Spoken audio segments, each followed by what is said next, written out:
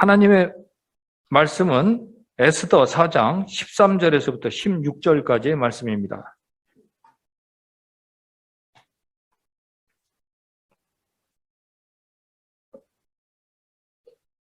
제가 파트를 읽겠습니다. 모르드게가 그를 시켜 에스더에게 회답하되 너는 왕궁에 있으니 모든 유다인 중에 홀로 목숨을 건지리라 생각하지 말라.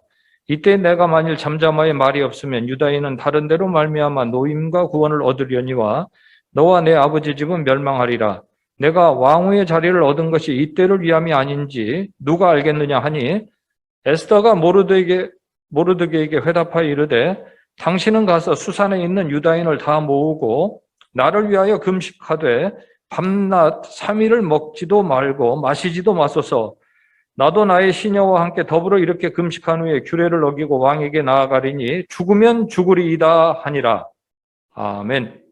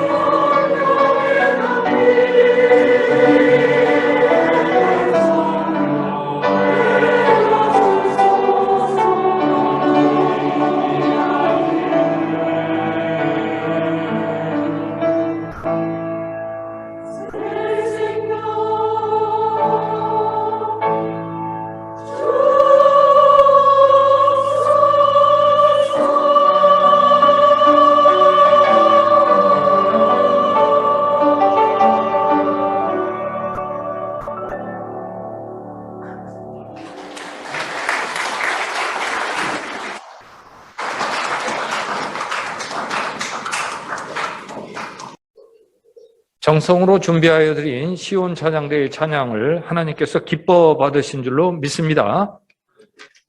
김용태 목사님 나오셔서 죽으면 죽으리라, 불안과 믿음이라는 제목으로 말씀 전하시겠습니다. 네, 감사합니다. 이렇게 열렬하게 박수를 쳐주시니까 제가 연예인이 된 것 같은 착각이 들지 않습니까? 여러분들의 박수는 사람들 이렇게 착각하게 만듭니다. 좋은 거죠? 예, 서로 박수 한번 쳐주세요. 옆에 분들 보시면서 박수 쳐주시고. 예. 지난주에는 회개와 천국, 예수님의 인류를 향한 첫 번째 설교, 회개하라, 천국이 가까이 왔다. 이 말씀을 가지고 사람이 어떤지, 인간이 어떤지를 잠깐 봤습니다. 사람들은 죄인이라서 어떤 경향이 있다고 얘기를 해드렸냐면, 자꾸 다른 사람들을 보거나 남을 보거나 또 바깥을 향해서 우리의 시선이 향해 있다라고 얘기를 해드렸습니다. 그래서 그렇게 시선이 바깥으로 향해 있는 이런 거를 전문적인 용어로 외재화되어 있다라고 제가 얘기를 해드렸는데, 그렇게만 시선이 가면 이런 사람들은 반드시 끝이 좋지가 않습니다. 그래서 저주받은 백성이라고 얘기해드렸고, 그게 저주받은 거라고 제가 이야기를 해드렸습니다. 그래서 축복받은 인생으로 살려면, 인간으로 살려면 돌이켜라. 돌이켜서 내 자신을 보자. 그렇게 말씀해 드렸습니다. 오늘은 이제 내 자신을 봅시다. 우리 자신을 보면 어떤 일이 벌어지는지를 우리가 잠깐 보도록 하겠습니다. 오늘 이제 읽어드린 말씀 중에 에스더가 이야기합니다. 죽으면 죽으리라.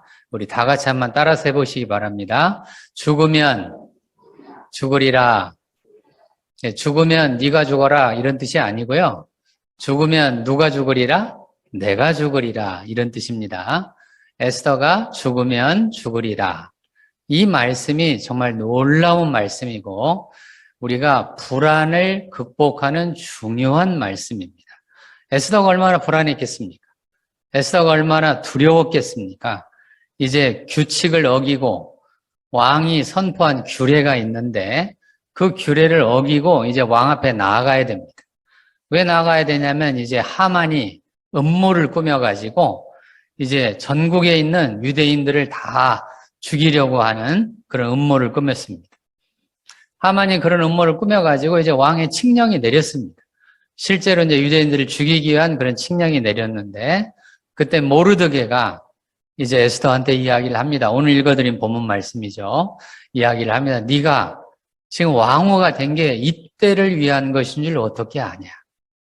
네가 만약에 왕에게 나아가지 않고 너 혼자만 살려고 하면 너는 반드시 멸망할 것이다. 그러나 하나님께서는 유대인들을 살릴 다른 방법을 만드실 건데 그렇게 갈 거냐? 도전을 하죠. 에스더한테 그렇게 도전을 합니다. 에스더가 그 도전을 받아들여요. 그래서 왕 앞에 잘못 나아가면 자기 죽을 이제 그런 상황이니까 얼마나 두렵고 무섭겠습니까? 그 두려움과 무서움을 극복하는 방법이죠. 뭐하면 뭐하리라? 죽으면 죽으리라. 그 유대인들은 죽으면 죽으리라 라고 하는 이 마음을 가지고 무려 2000년 동안이나 나라가 없이 살았습니다. 우리나라는 36년간 나라가 없었잖아요. 근데 이스라엘 백성들은 무려 2000년이나 나라가 없었습니다. 그럼에도 불구하고 이스라엘 백성들은 1948년에 지금 이스라엘 땅, 옛날에 하나님께서 창세기에 주었던 가나안 땅이죠. 그 땅에 이스라엘 국가를 설립했지 않습니까? 얼마나 놀라운 민족입니까? 왜 그렇게 됐을까요? 그 이스라엘 백성들이 이 에스더가 가지고 있는 이 믿음, 뭐하면 뭐하리라? 죽으면 죽으리라. 그러니까 죽으면 죽으리라. 그런데 정작 살지요. 살려고 발버둥 치면 정작 뭐예요? 죽지요. 자, 수영장에 빠져 죽는 사람들의 특징입니다. 수영장에 갔어요. 이제 물이 무서워요. 물속에 들어갔습니다. 들어갔는데 이제 안 빠지려고 막 허우적 거리다가 죽죠. 살려고 하면 죽습니다. 그런데 수영장에 빠져서 물속으로 쏙 들어가면 바닥이 있잖아요, 바닥이. 바닥을 딱 터치를 하면 다시 올라오게 돼 있습니다. 그 기간만 잘 견디면 터치를 하고 바닥을 치고 다시 이렇게 올라오잖아요. 그럼 삽니다. 그러니까 수영장에 빠졌을 때 내가 빠졌다. 아이고 살아야지. 그런 사람은 죽고요. 빠졌는데 죽었구나. 이런 사람들은 다시 뭐 하는 거예요? 사는 거예요. 예? 이스라엘 백성들이 유대인들이 놀랍도록 2000년이나 어떻게 살아남았을까? 그 2000년 동안이나 수많은 박해를 받았지 않습니까?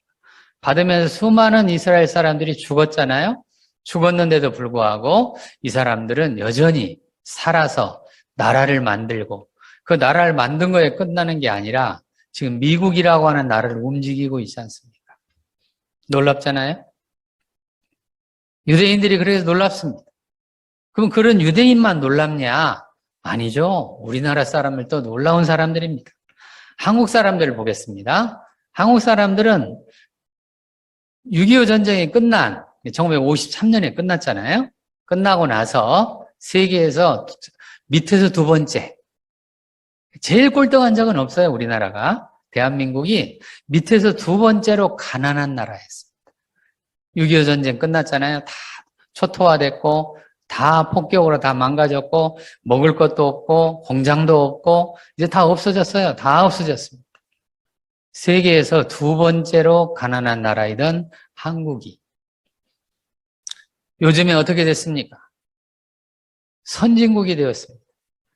1인당 GDP, 1인당 국민소득이죠. 국민소득이 3만 달러가 넘으면 선진국이라고 이야기를 합니다. 근데 우리나라는 3만 달러 넘었습니다. 넘은 지 몇 년 됐습니다. 더 놀라운 사실은 일본에 있는 어떤 사람이 책을 냈습니다. 이제 엔화가 더 자꾸 떨어지면, 가치가 떨어지면 조금 있으면 한국보다 못 살게 된다. 그런 책을 냈어요. 그러니까 일본의 1인당 국민소득이 우리나라 사람들보다 조금밖에 높지 않다는 얘기예요. 지금 현재. 놀랍지 않나요? 우리 한국 사람들 정말 대단합니다. 서로 인사하세요. 대단하십니다. 서로 인사하세요. 대단하십니다. 정말 대단한 거예요. 그럼 한국 사람들이 어떻게 이렇게 대단하게 됐을까? 그렇게 세계에서 두 번째로 가난하던 나라가 이렇게 일본보다 이제 조금만 더 가면 이제 더 잘 살게 되는, 일본이 한때 세계 1등 간다고 했었지 않습니까?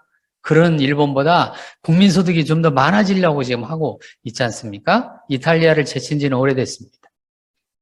영국을 제쳤다고들 이야기를 합니다. 놀랍잖아요? 영국은 일을 안 해도 100년 이상을 먹고 살 수 있는 나라라고 얘기를 합니다. 왜? 그동안에 식민지를 건설해가지고 쌓아놓은 게 너무 많은 나라입니다. 그런 영국을 대한민국이 1인당 국민소득이 지금 제꼈다는 말도 있습니다. 정확한 소식은 제가 잘 몰라서 그냥 그렇게만 얘기를 해드립니다. 그럴 정도로 대한민국이 대단합니다. 어떻게 이렇게 대단해졌을까? 땅도 좁고 인구는 많고 가진 거는 적고 가진 거라고는 물밖에 없잖아요. 우리 물. 산에서 물이 많이 내려오니까 물밖에 없는데 사람하고 물밖에 없는데 어떻게 이렇게 됐을까요? 보세요. 우리나라 사람들이 쓰는 격언들 가운데 이런 게 있습니다. 하늘은 스스로 돕는 자를 돕는다. 따라서 한번 해보세요. 하늘은 스스로 돕는 자를 돕는다. 놀랍잖아요?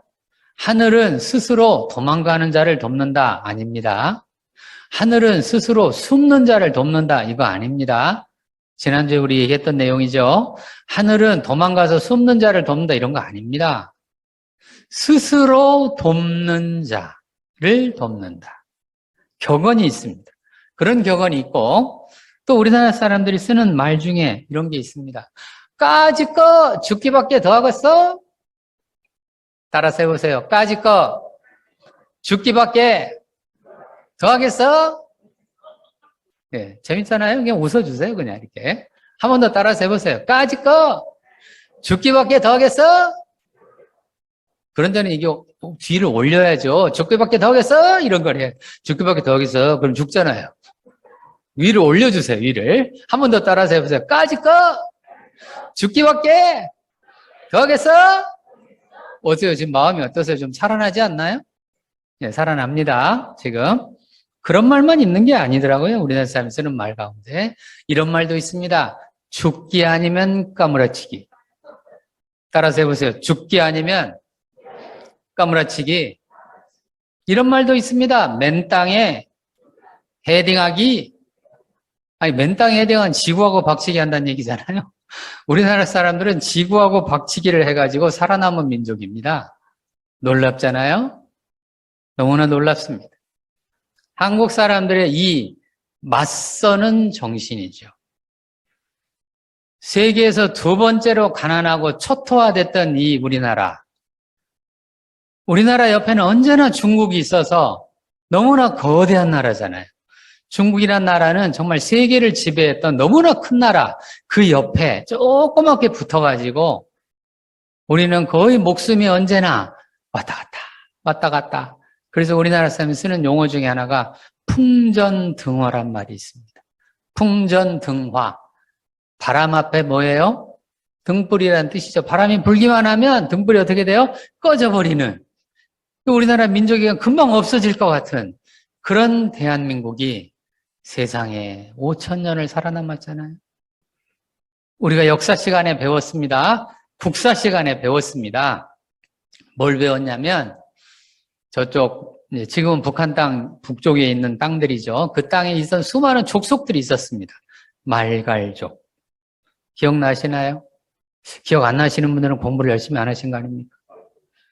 여진족. 기억나시나요? 홍건족.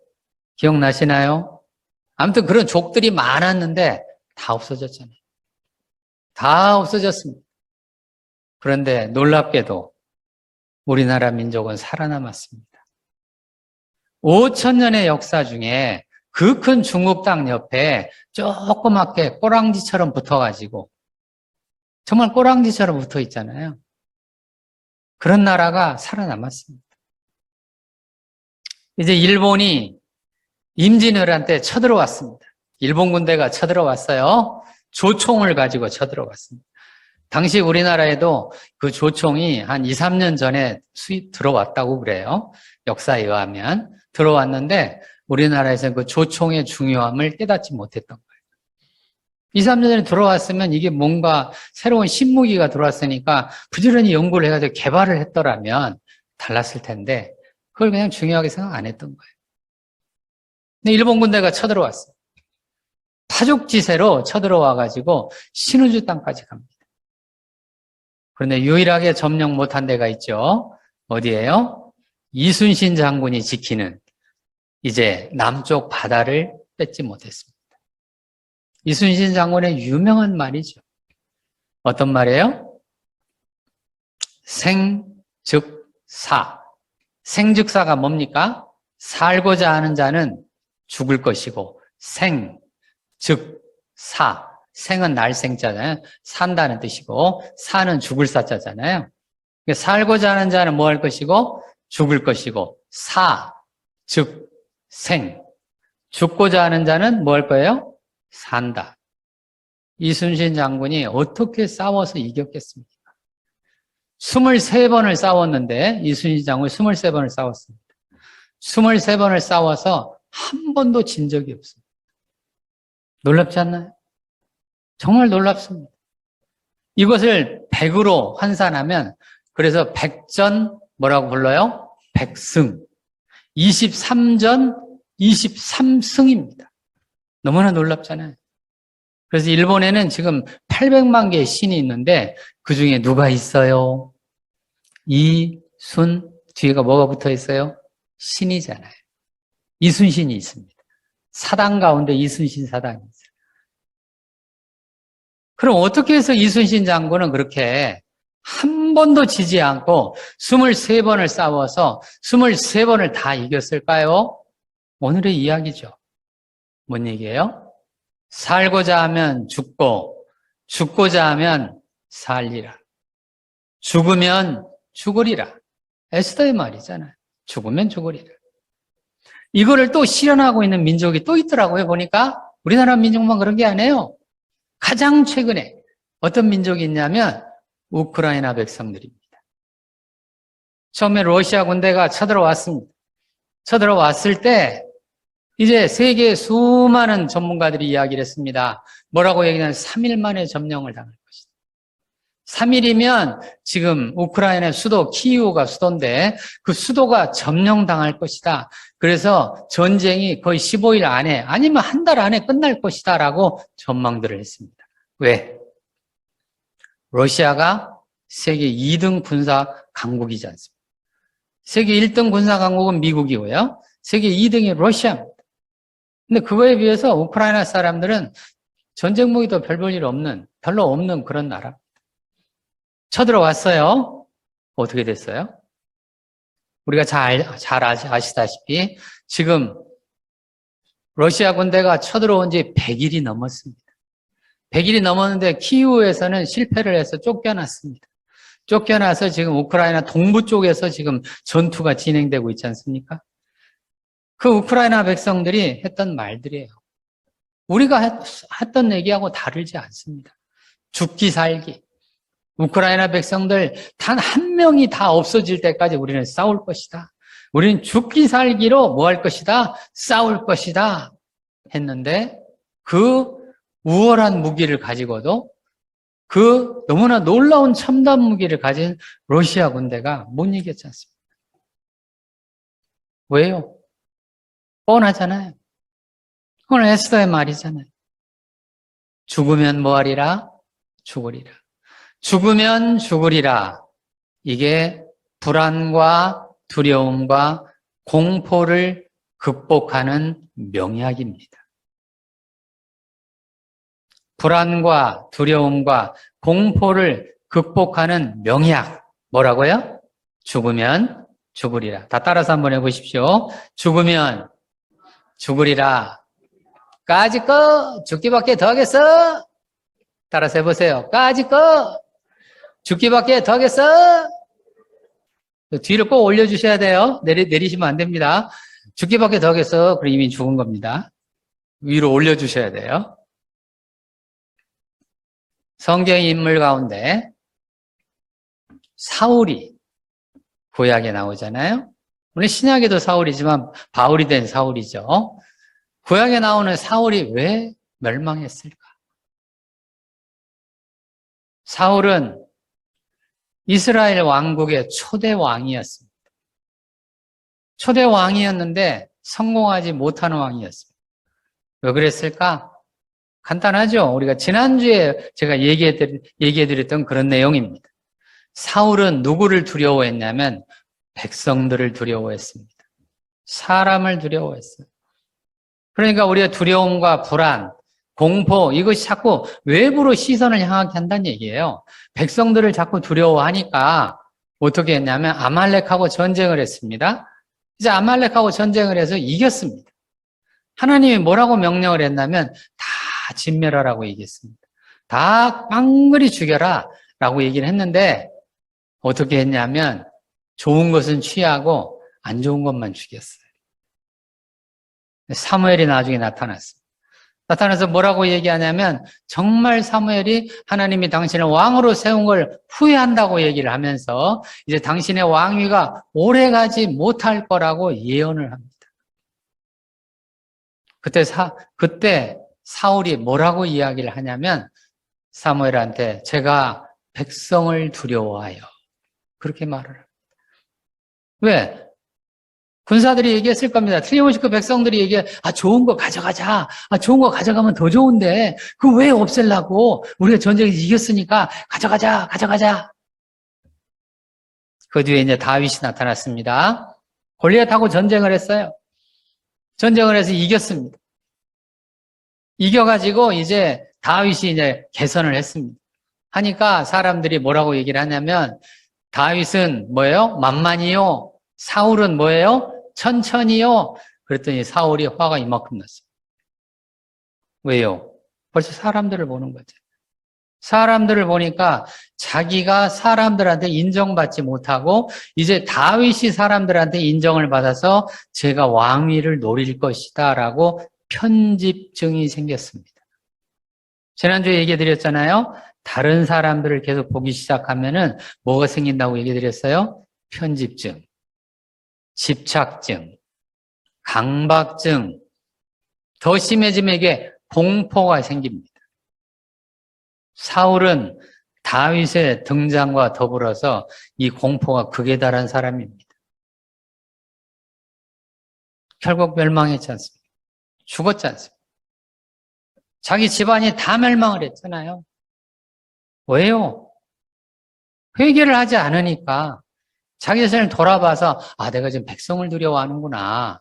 하나님을 두려워 안 하고 백성을 두려워하는구나. 이렇게 돌이켰더라면 달라졌겠죠? 역사가 달라졌을 거 아니겠어요? 그런데 그렇게 안 했잖아요. 저한테 찾아온 내담자가 한 사람이 있습니다. 성경 인물만 얘기하면 여러분들이 그 성경 얘기 아니냐, 그거 나하고 상관없는 거 아니야? 라고 사람들이 생각할 가능성이 제가 있어서 편집증이 있잖아요. 의심이 있어가지고 저도 이제 이렇게 얘기를 합니다. 저한테 찾아온 내담자, 이 사람이 저한테 와가지고 계속 자기의 불안을 얘기합니다. 교수님, 제가요 너무 불안해요. 이 사람 오자마자 저한테 얘기를 하는 거예요. 너무 불안하다고. 제가 물어봤어요. 뭐가 불안하세요? 라고 물어봤어요. 그랬더니 자기 딸 얘기를 하는 거예요. 이 딸이 자기 말을 안 듣는데, 자기 말을 안 듣고 어떻게 하냐면 직장을 다니는 딸인데 이 딸이 밤늦게 다닌대요. 그러면서 불안하대. 밤늦게 다녀서 뭐가 불안합니까? 그랬더니 두 가지 얘기를 하는 거예요. 직장 생활하면 이게 회식이 많지 않습니까? 회식이 많으니까 직장 끝나고 나면 이게 이제 같이 모여가지고 이렇게 밥도 먹고 술도 먹고 그러잖아요. 직장인들이. 근데 이 딸도 이제 술을 가끔씩 마시나 봐요. 그러니까 술 마신다고 이제 여자애가 돼가지고 술을 마셔서 나중에 혹시 자기 몸을 가누지를 못해가지고 무슨 일이 생기면 어떡하냐고요? 이거 엄마들의 걱정 맞잖아요? 그죠? 아버지들도 그런 걱정하지만 엄마들도 이런 걱정하잖아요. 그 걱정이 이게 우리가 늘 하는 그런 걱정들입니다. 이게 별다르게 이상한 걱정은 아니잖아요. 그게 하나의 걱정. 딸이 몸을 못 가눠가지고 혹시라도 무슨 일이 생길까봐 지난주 얘기해드렸잖아요. 뭐뭐 할까봐 무슨 일이 생길까봐. 네? 또 하나가 있더라고요. 이 사람 제가 물어봤더니 또 하나가 뭐냐면 집에 들어와가지고 술 먹고 왔으니까 집에 들어오면 사람들이 주사를 하는 사람들 있잖아요. 집에 들어와서 뭐 할까봐 주사할까봐. 이 두 가지 걱정이 있더라. 이 두 가지 불안함. 얘가요, 술을 먹고 밤늦게 돌아다니면서 그러다가 무슨 일이 생길까봐 제가 너무 불안해요. 또 집에 들어와가지고 주사를 부릴까봐 너무 불안해요. 까봐죠. 그러니까 자꾸 어떻게 하냐면 딸한테 뭐라고 하는 거예요. 너 왜 늦게 다니냐? 왜 늦게 다녀? 일찍 와! 일찍 와! 일찍! 딸이 그런다고 일찍 와요? 못 오잖아요. 왜? 직장 회식이 있고 그러니까 일찍 못 오잖아요. 그러니까 사이만 나빠지잖아요. 그렇게 하니까. 사이만 나빠져가지고 딸이 엄마하고 말도 안 합니다. 자꾸 엄마가 이렇게 뭐라고 잔소리를 자꾸 하니까. 그러니까 엄마는 이제 미치겠는 거예요. 불안해가지고. 두려워. 그것 때문에 저를 찾아온 거예요. 찾아와가지고 그 얘기를 하고 있는 거예요. 자, 이제 오늘은 뭐 해보자고 얘기를 했냐면 까보자고 얘기했습니다. 뭐뭐 할까봐 까보지 않고 뭐 한다고 지난주에 얘기해드렸냐면 도망간다고 얘기해드렸습니다. 도망을 가면 저주받아서 결국은 멸망하게 됩니다. 사울처럼 그렇게 되는 거예요. 자, 이제 까봅시다. 그래서 뭘 까봤냐면 제가 이렇게 얘기했어요. 자, 첫째, 당신 딸이 술 먹고 들어와서 집에서 주사를 벌인 적이 있나요? 라고 제가 물었어요. 자, 까봤죠? 주사 부릴 까봐야잖아요. 주사 부릴 까봐. 그래서 제가 뭘 확인했냐면 사실을 확인해 봤어요. 주사를 부린 적이 있냐라고 제가 물어봤어요. 그랬더니 그 얘기를 딱 듣자마자 갑자기 띠용. 한 번도 그렇게 생각 안 해본 거예요. 띠용. 이 띠용이 뭐냐면 이게 멍해진 거예요. 이거를 제가 전문적으로 멍현상이라고 부릅니다. 멍현상. 전문 용어 하나 알았죠? 다 따라서 해보세요. 멍현상. 영어로 이게 numb이라고 합니다. numbness라고 하는, 영어로는 numb이라고 하는데 똑같아요. 우리나라 말은 numb 똑같잖아요. 똑같은 거예요. numbness, 멍해졌어요. 엄마가 한 번도 그 생각을 안 한 거예요. 자, 까보는 방법 중에 하나죠. 우리가 뭐뭐 할까봐 불안해지면 까반데 뭐 해보라고요? 까보라고 얘기해드렸어요. 까보는 방법 중에 하나가 사실을 확인하는 겁니다.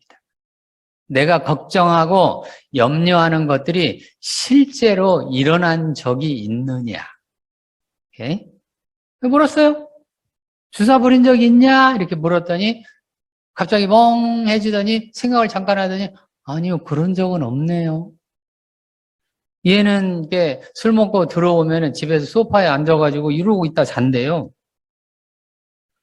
그렇게 소파에서 잔 적은 있는데 주사를 부린 적이 없네요.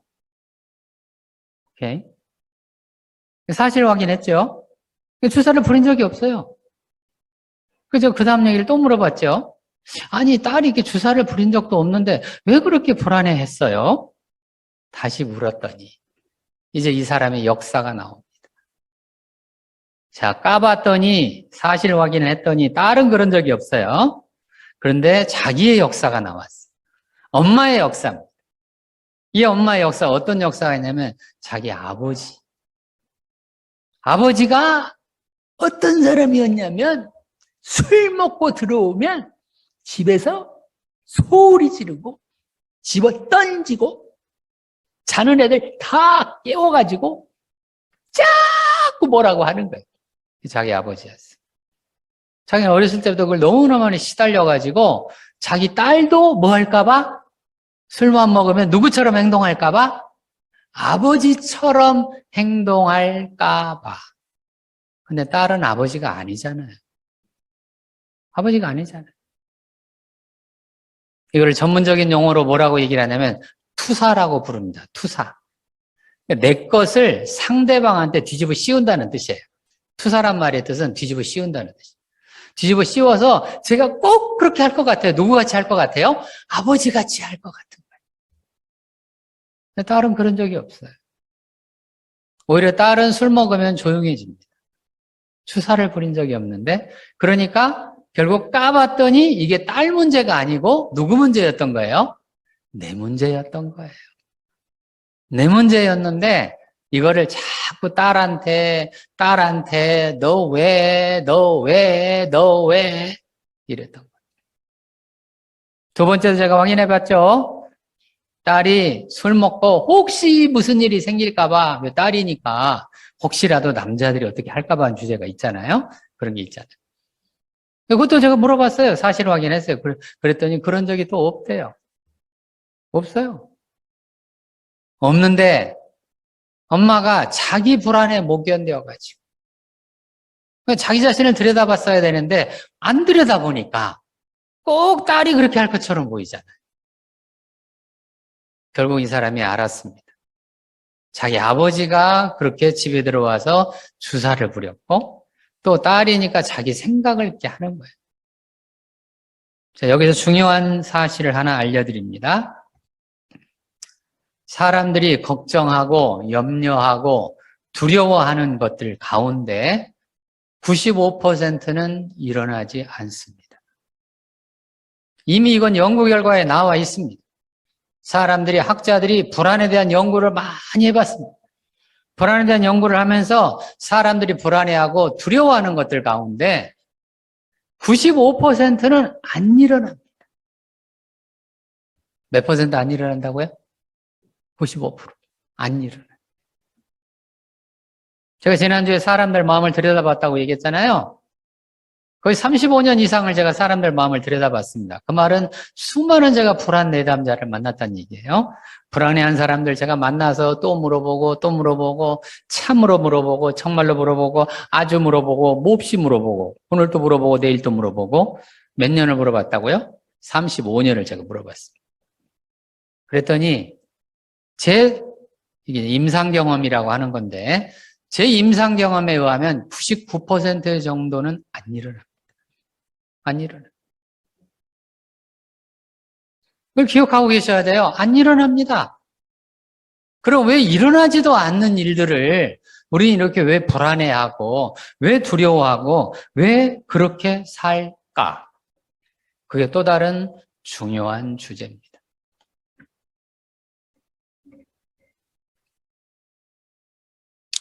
지난주에 제가 어떤 얘기 해드렸냐면 사람들은 천국에서 쫓겨났다고 얘기를 해드렸습니다. 아담과 하와가 선악과를 따먹고 이제 하나님과 살 수가 없는 상태가 되어서 에덴 동산에서 쫓겨났습니다. 사실은 쫓겨난 게 아니고 살 수가 없는 거예요. 죄를 지으면 하나님과 함께 있을 수가 없어요. 불가능해져요. 그거를 성경 표현으로는 쫓겨났다라고 표현을 하는 거예요. 하는 거지 불가능한 거예요. 그런데 우리 안에는 어떤 게 있냐면 늘 지금 불안하고 연결해서 이야기를 하면 불안이 없는 세상에서 살기를 원합니다. 우리 마음이에요. 사람의 마음이에요. 사람의 마음은 언제나 뭐가 없는 세상? 불안이 없고 두려움이 없고 염려가 없고 걱정이 없는 세상에서 살기를 원합니다. 그럼 우리 이 원하는 이 마음은 어디서 왔을까? 중요한 주제죠. 자, 어디서 왔을까를 대답하기 전에 이 마음을 이게 상담하는 전문가들은 뭐라고 이야기를 하냐면 완벽주의라고 이야기를 합니다. 완벽주의. 사람들은 이렇게 완벽한 세상에서 살고 싶어 하는 마음이 있어요. 완벽주의가 있어요. 우리 안에 그런 완벽주의가 있습니다. 그렇게 완벽주의가 있는 사람들은 더 불안해집니다.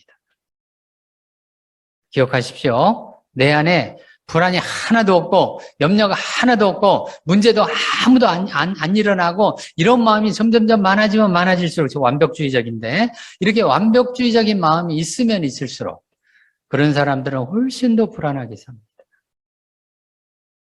또 다른 말로 이거를 뭐라고도 얘기하냐면 자기애적이다라고도 얘기를 합니다.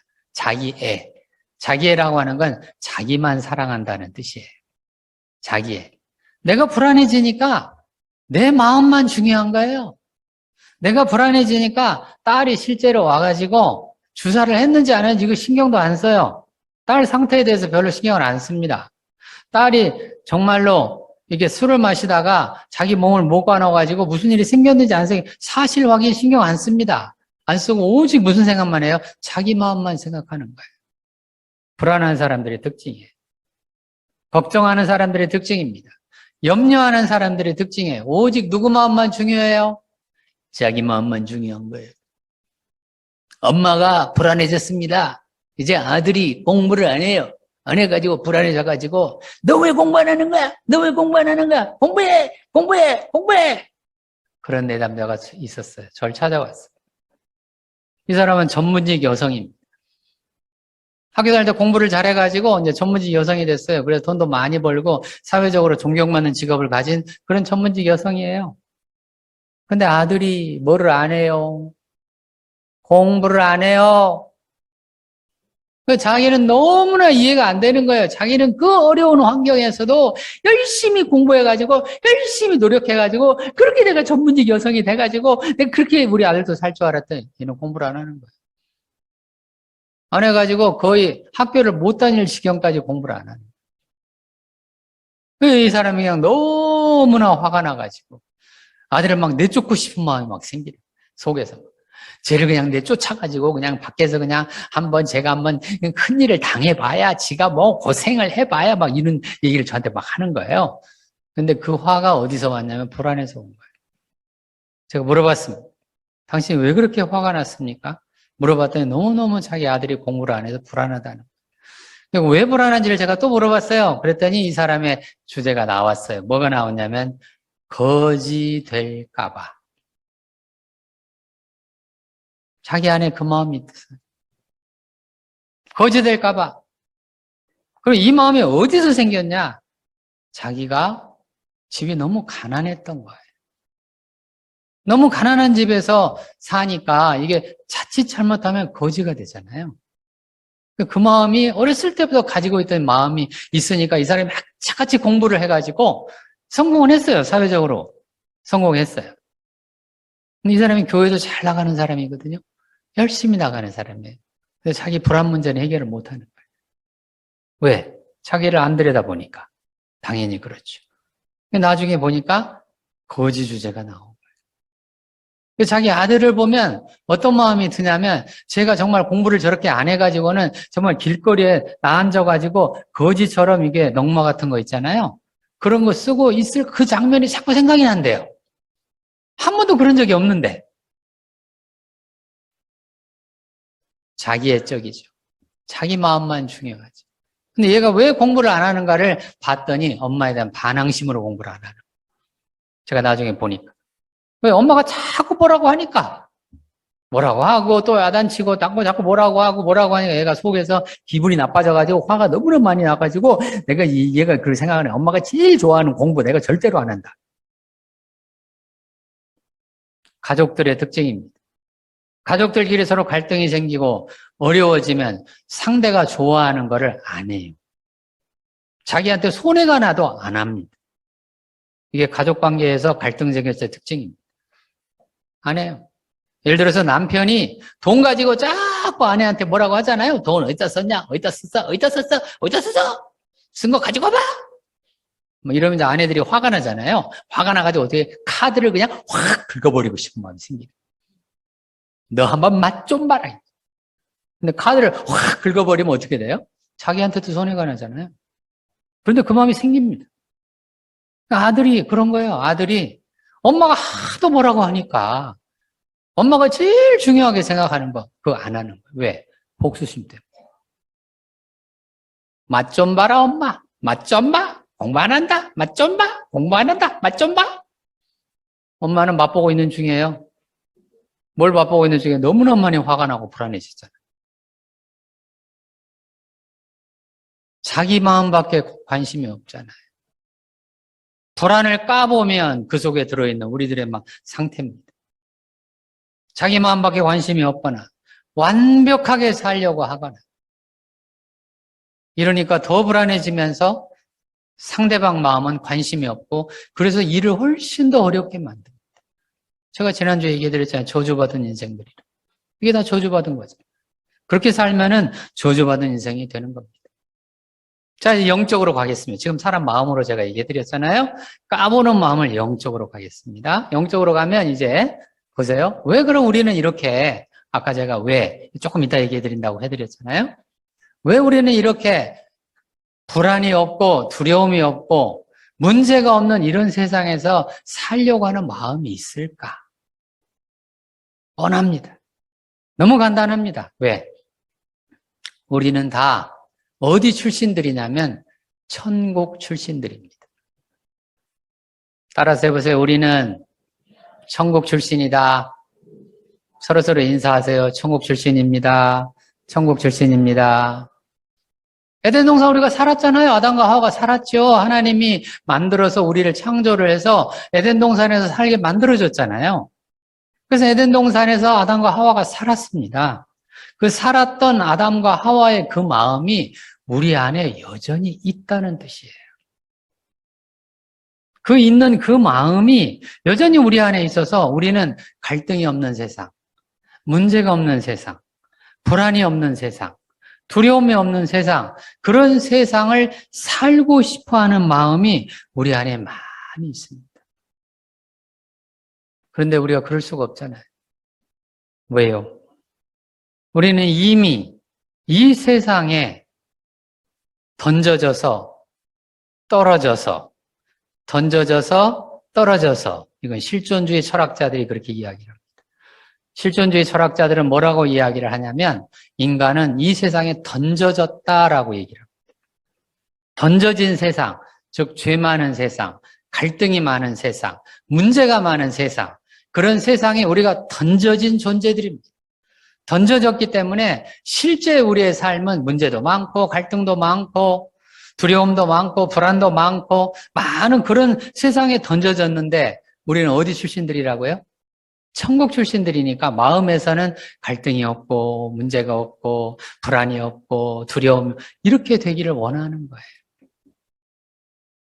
지난주에 제가 어떤 얘기를 잠깐 해드렸냐면 인간은 모순적 존재라고 이야기를 해드렸습니다. 이게 모순적 존재잖아요. 마음은 천국에 있는데 실제 우리의 삶은 어디에 있어요? 이 세상에 죄 많은 세상, 갈등이 많은 세상, 두려움이 많은 세상 이런 세상에 우리가 살고 있지 않습니까?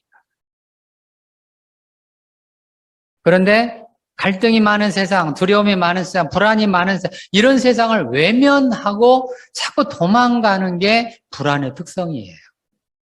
그렇게 도망을 가면 저주받는다고 제가 얘기해 드렸습니다. 이제 그런 세상에 뭐하고 살아야 돼요? 맞서서 살아야 되는 거예요. 하나님은 우리에게 뭘 원하시냐면 이 세상에 맞서서 승리하기를 원하십니까? 뭐 하기를 원하신다고요? 승리하기를 원하시는 거예요. 하나님 우리가 이 세상에서 잘 살기를 원하시는 게 아니에요. 그게 아니고 이런 세상을 살면서 승리하기를 원하시는 거예요. 그래서 우리가 찬송가에도 승리하리라 승리하리라는 찬송이 있지 않습니까? 그럼 그 승리하는 방법 중에 하나가 뭐냐? 맞서는 거예요. 뭐에 맞서요? 세상에 맞서고 두려움에 맞서고 갈등에 맞서고 불안에 맞서고 공포에 맞서고 오케이? 그 맞서는 방법 중에 하나가 오늘 에스더의 말씀 죽으면 죽으리라. 하늘은 스스로 돕는 자를 돕는다. 이제 맞서기 시작하면 그때부터 하나님의 역사가 이루어집니다. 맞서기 시작하면 누구의 역사가 이루어져요? 하나님의 역사가 이루어져요. 하나님이 성경을 통해서 말씀을 하십니다. 뭐라고 말씀을 하시냐면 두려워하지 말라, 염려하지 말라, 놀라지 말라. 그 뒤에 뭐라고 돼 있어요? 내가 너와 함께 함이니라. 따라서 해보십시오. 두려워하지 말라, 염려하지 말라, 놀라지 말라. 내가 너와 함께 함이니라. 내가 두려워졌을 때 지금 딸이 걱정이 됐잖아요. 우리 아들이 지금 걱정이 됩니다. 될 때 그거를 딸한테 가져가지 말고 아들한테 가져가지 말고 누구한테 가져가라는 뜻이에요? 하나님한테 가져가세요. 하나님, 제가 지금 딸이 술을 먹고 다녀가지고 제가 걱정이 많이 됩니다. 불안해졌습니다. 두려워졌습니다. 하나님, 우리 아들이 지금 공부를 안 해가지고 이 아들이 거지가 될까봐 제가 지금 불안합니다. 하나님 어떻게 해야 될까요? 라고 하나님한테 말하기 시작하면 그의 음성이 들립니다. 뭐라고 음성이 들리냐면 두려워하지 말라, 놀라지 말라, 염려하지 말라. 내가 너와 함께 함이니라. 이거를 365번을 이야기하고 있다고 합니다. 어떤 사람이 성경에 이 말씀을 세봤나 봐요. 몇 번이나 하는지를 세봤나 봐요. 저는 아직 안 세봤습니다. 근데 누가 세봤나 봐요. 그랬더니 하나님이 365번을 얘기하고 있다고 합니다. 하나님은 매일매일 우리에게 뭐라고 말씀하시냐면 두려워하지 말라, 놀라지 말라, 염려하지 말라. 내가 너와 함께 함이니라. 지난주에 우리 성가대가 찬양했잖아요. 그죠? 그 지난주에 오늘 할 거를 이미 찬양했다고 얘기했잖아요. 지난주에 한 내용을 오늘 또 찬양을 하더라고요. 성령의 담비라고 했잖아요. 제가 눈물이 영혼의 담비라고 얘기해드렸잖아요. 근데 오늘 성령의 담비를 또 찬양하시더라고요. 지난주 거를 오늘 하고, 오늘 거를 지난주에 하고, 성령의 역사입니다. 알 수가 없어요. 성령의 역사는 알 수가 없습니다. 그러나 분명한 사실은 하나님이 우리에게 지금도 이야기를 하시고 계십니다. 이 자리에 계신 우리들에게 이야기를 하고 있습니다. 뭐라고 하고 있어요? 두려워하지 말라, 놀라지 말라, 염려하지 말라. 내가 너와 함께 함이니라. 이제 아이가 밖에 나가서 놀다가 엄마 하고 달려옵니다. 엄마, 엄마, 엄마, 엄마, 엄마, 아고 무서워, 아고 무서워, 아고 무서워. 제가 연기 잘했죠? 박수 쳐주세요. 박수 한번 쳐주세요. 네. 여러분들이 박수 쳐주면 제가 아까도 얘기했는데 제가 착각한다니까요. 제가 잘하는 것처럼 착각을 합니다. 그럼 엄마가 아이를 딱 붙잡고 어떻게 해요? 괜찮아, 괜찮아, 괜찮아, 괜찮아. 그러면 아이가 한참 있다가 어떻게 돼요? 나 또 나가 놀래. 이렇게 되죠? 그런데 그렇게 달려온 애한테 너 뭐가 무서운 거야? 뭐가 무서워? 너 또 두려워하기만 해봐. 또 무서워하기만 해봐. 칵 그냥. 그러면 어떻게 돼요? 애는 2배로 무서워지죠. 그래서 이런 아이들이 나중에 환자가 됩니다. 무슨 말이에요? 엄마가 딱 껴안고 무서워 또? 무서워 또? 이게 하나님 우리한테 하는 거하고 똑같은 거잖아요. 하나님이 365일 동안 매일매일 우리를 껴안고 이야기하지 않습니까? 무서워 또? 서로 인사하세요. 무서워 또? 서로 인사하세요. 이럴 때는 베이비 톡을 하셔야 돼요. 애들처럼 말하셔야 돼요. 그럼 우리 안에 있는 불안이 어떻게 된다고요? 사라지면서 우리 딸이 하나님의 자식이로구나. 우리 아들이 누구 자식이에요? 하나님의 자식이구나. 내가 책임을 지는 게 아니고 누가 책임을 지는 거예요? 하나님이 지켜주시는구나. 그 믿음이 우리 안에 없으면 어떻게 우리 아이들을 세상으로 보내겠습니까? 이런 믿음이 우리 안에 없으면 어떻게 세상에 우리 아이들을 보내서 이 험한 세상 속에서 살게 만들겠습니까? 우리 불안해하다가 두려워하다가 그것 때문에 너무너무 힘들게 살다가 죽을 거 아닙니까? 믿음이라고 하는 이 믿음은 불확실성과 관계가 있습니다. 따라서 해보십시오. 믿음은 불확실성과 관계가 있다. 믿음은 확실한 것과 관계 있는 게 아니에요. 내가 확실한 것들에 대해서는 믿음이 필요 없습니다. 왜? 사실들이죠. 사실들에 대해서는 믿음이 필요 없어요. 하나님이 왜 눈에 안 보입니까? 믿음이 필요하기 때문에 그런 거예요. 하나님이 눈에 보여서 우리 앞에 나타나 있으면 믿음이 필요 없어요. 왜? 앞에 있는 뭐로 믿음이 필요합니까? 하나님의 눈에 안 보이고 영적인 세상에 눈에 안 보이는 이유가 불확실하기 때문에 그런 거예요. 잘 모르는 거예요. 잘 모르고 하나님 내 기도를 듣고 계신지 안 듣고 계신지 몰라요, 우리는.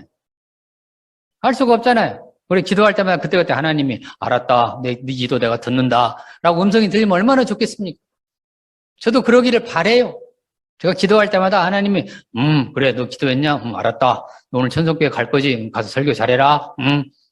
이러면 제가 얼마나 마음 편하게 오겠습니까? 근데 기도했는데 하나님이 들었는지 안 들었는지 알 길이 없잖아요. 그럴 때 우리에게 뭐가 필요한 거예요? 믿음이 필요한 거예요. 그래서 믿음은 언제나 불확실성과 관계가 있어요. 지금 우리 아이를 세상에 내보냈습니다. 아직 이 아이가 세상에 나가서 어떤 일을 당할지 모르지 않습니까? 엄마의 믿음이 필요한 거죠. 아빠의 믿음이 필요한 거잖아요. 그래서 아이들한테 얘기를 합니다. 뭐라고 얘기를 하냐면 걱정 마, 염려하지 마. 엄마 아빠가 뒤에 있다. 엄마 아빠가 뒤에 있으니까 마음껏 살아봐. 열심히 살아봐. 네가 문제가 생기면 나한테 와. 우리 같이 얘기해보자. 그게 아니고 아직 생기지도 않은 일을 가지고 이럴까봐 저럴까봐 9시까지 들어와! 8시까지 들어와! 그럼 딸이 언제 데이트를 합니까? 저한테 찾아왔던 부모 중에 한 사람이 자기 딸을 너무 아버지가 또 불안이 많아가지고 아버지가 딸을 자꾸 통금을 하는 거예요. 통금을 해서 어떤 통금을 하는 직장 다니는 딸한테 뭐라고 딱 통금령을 내려놨냐면 9시로 딱 통금령을 내려놨어요. 직장 끝나면 오기 너무 바빠요. 언제 데이트를 합니까? 그러니까 딸이 나이가 많아졌는데 데이트를 해본 적이 없어요, 남자하고. 언제 결혼합니까? 아버지가 뭐가 모자란 거예요? 믿음이 모자라잖아요. 믿음이 없는 사람인 거죠. 우리가 하나님을 믿는다 하면서도 이렇게 불안해하고 두려워한다는 말의 뜻은 내가 믿음이 없다는 뜻입니다. 그런 거예요. 믿음이 있는 사람들은 하나님 앞에 맡겨야 되지 않습니까? 그가 이 세상에 우리를 보내놨지만 그는 지금도 우리에게 눈동자처럼, 그렇죠? 주무시지도 않고 쉬지도 않으시고 우리를 위해서 일하시면서 우리를 지금 이렇게 불꽃 같은 눈으로 쳐다보니 지켜보시고 계시죠. 불안해하는 사람들의 특징입니다. 자꾸 불안이라고 하는 건 언제나 미래에 대한 얘기잖아요. 아직 생기지 않은 일들이잖아요. 미래를 걱정해요? 왜 걱정해요? 과거에 무슨 일이 있었다는 뜻입니다. 그러니까 불안해하는 사람들은 과거에 무슨 일, 아까 엄마 얘기해드렸잖아요. 과거에 누가? 아버지가 술 마시고 집에 들어와서 주사를 부렸기 때문에 그게 너무 두려워하고 무서웠기 때문에 그것 때문에 어디로 갔어? 미래로 간 거예요. 그래서 이 엄마는 과거하고 미래밖에 없어요. 그런데 현재가 있지 않습니까? 현재. 이 엄마는 뭐를 못 사시는 분이에요? 현재를 못 살죠. 현재라고 하는 이 말은 영어로 present라고 부릅니다. present. present가 뭐냐면 선물이라는 뜻이에요. 그렇죠? 현재, 지금, 이건 다 영어로 present. 선물이라는 뜻입니다. 그러니까 지금을 산다라고 하는 것은 지금 우리가 이 자리에서 예배를 드리고 있지 않습니까? 이게 얼마나 큰 선물인지 몰라요. 서로 인사 한번 하십시오. 선물 받으셨습니다. 인사하세요. 선물 받으셨습니다. 믿음이 있는 사람들은 미래가 비록 불안하고 미래가 어떻게 될지 모릅니다. 더더군다나 이 세상이 점점 더 이제 어려워질 겁니다. 미래는 그렇게 결국 갈 거예요. 왜? 세상이 멸망을 향해서 가니까. 그러나 그럼에도 불구하고 우리 믿는 사람들은 하나님을 바라보면서 불확실하지만 그 불확실한 세상을 믿음으로 이기면서 죽으면 죽으리라 라고 하는 이 마음을 가지고 현재를 선물 삼아서 살아가는 겁니다. 현재를 뭐 삼아서요? 선물 삼아서. 이제 딸이 들어왔어요. 직장 갔다가. 그러면 들어왔니? 오늘 또 들어왔구나. 택시 기사들 보시면 가끔 게 써 있잖아요. 오늘 또 뭐라고 써 있어요? 무사히라고 써 있잖아요. 그런 것처럼 우리 딸이 오늘 또 뭐 했어요? 무사히 들어왔잖아요. 칭찬하고 인정하고 박수치고 한번 안아주고 오늘 또 무사히. 그럼 딸이 어때요? 너무 기운이 나잖아요. 우리 그리스도인들의 삶이에요. 오늘 이 자리에 앉아서 우리가 예배드리고 있는 것, 오늘 이 자리에 앉아서 우리가 이렇게 하나님의 말씀을 듣고 있는 것, 얼마나 놀라운 선물입니까?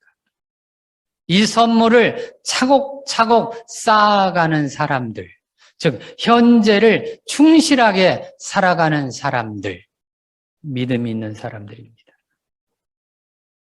천성교회가 현재를 충실하게 선물 삼아서 살아가면서 믿음이 넘치고 충만해져서 이 믿음이 지역사회에 또 우리나라에 더 나아가서는 전 세계에 넘치는 그런 교회가 되기를 주님의 이름으로 축원을 드립니다.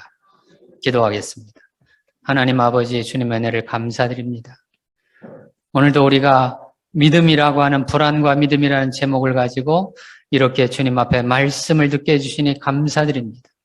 이 말씀을 들은 우리들 불안할 때, 두려워할 때 미래를 가지 말게 하시고 현재 하나님이 우리에게 뭐라고 말씀하시는지를 깨달아 알아가는 그런 귀한 주의 백성들이 되게 하여 주시옵소서.